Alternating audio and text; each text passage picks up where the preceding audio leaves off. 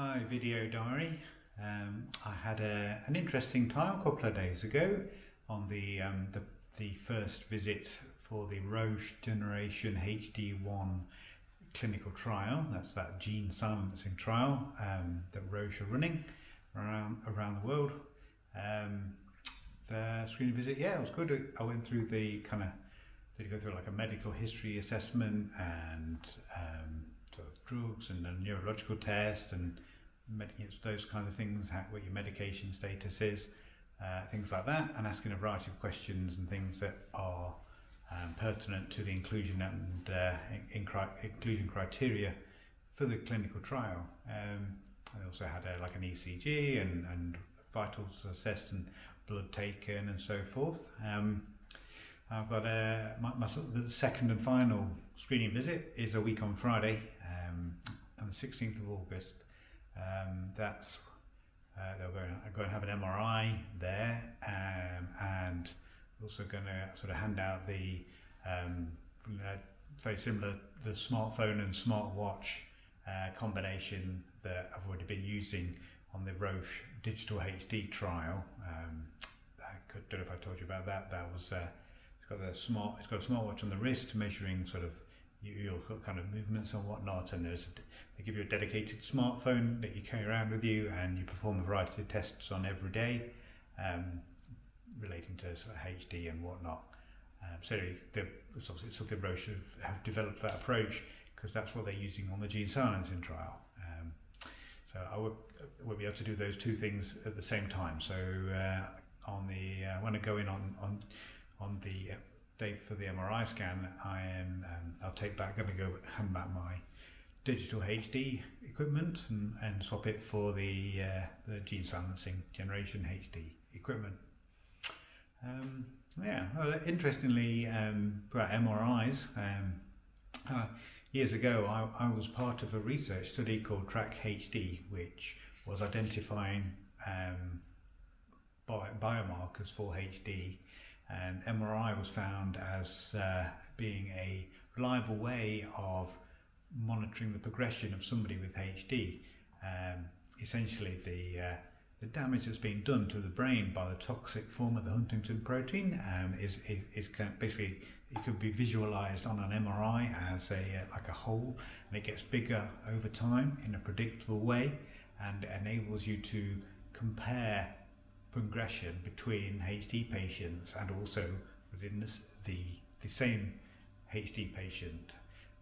So they can look at, say, the size of the hole on an MRI scan, and they can say you can predict what that's going to be like in the future, and therefore that enables you to, if you're testing a drug that you hope is going to slow down the progression or delay the onset. If you see that hole, you can tell with it, if it stops getting bigger, you know that your drug's working. So anyway, that's why MRI scans are they're used a lot during HD research and clinical trials particularly. So that's it. That's what I've got coming up. Go for that second screening visit. I'll let you know how that goes. I don't know how quickly I will find out back after that second one. I would imagine, couple of weeks or something, I should hopefully then know whether I made it through and whether I'm onto the clinical trial itself.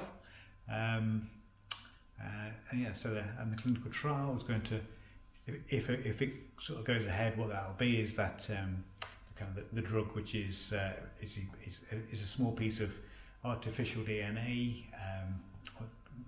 It's called an antisense oligonucleotide, basically a small sequence of a DNA type molecule. And that's used as part of the silencing approach. It silences and deactivates essentially the messenger RNA produced by the Huntington gene, and thus lowering the level of Huntington gene expression or the protein levels of the protein, which can be measured in the cerebral spinal fluid. So that drug will be delivered drug or the placebo. That will be delivered via an intrathecal injection. That's an injection into the spine, commonly called a lumbar puncture. So every 8 weeks, pretty much, the drug will sort of be topped up, and cerebral spinal fluid will be removed for analysis, to measure the levels of the protein in it.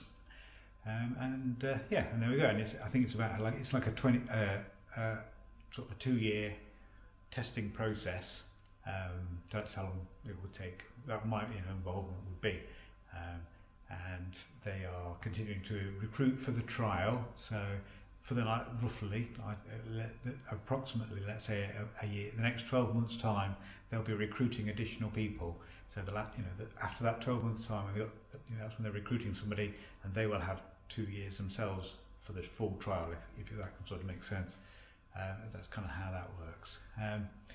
So yeah, so it's all going well, and even if I don't get on that clinical trial, it's the most positive I've felt about sort of the HT clinical understanding and the clinical trials and the developments of treatments that look like they'll,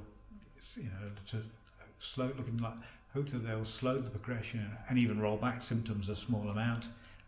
Things that are really, the best they've ever been, and it's fantastic, really, how things are building up steam, and it's not far away. I genuinely believe within the next kind of 5 to 10 years time, there'll be 2 or 3 of these types of drugs available to be prescribed for HT patients, and you will, your average HT person will take 2 or 3 of these drugs and push out the age of onset and slow down progression such that you don't need to worry about it anymore, and you can find a different, more interesting way to die. I quite favour falling into a volcano. I quite like to do that, or put on a rocket and blast it into the sun. That would be, if I had to choose, that's what I would do. So there we go, really. So that's everything I think I wanted to talk to you about. I'll keep you posted about see how the screening visit goes, what I find out about that. And there we go. Right, so okay, well, hopefully this camera's working. Yeah, looking at it on my phone. I'm using my phone to control the camera a little bit, and I've got this face tracking enabled, so look, no hands. It should be following me. And it hasn't. Look. Hello. There we go. No, never mind. Anyway, all right. Cheers. See you later. Bye.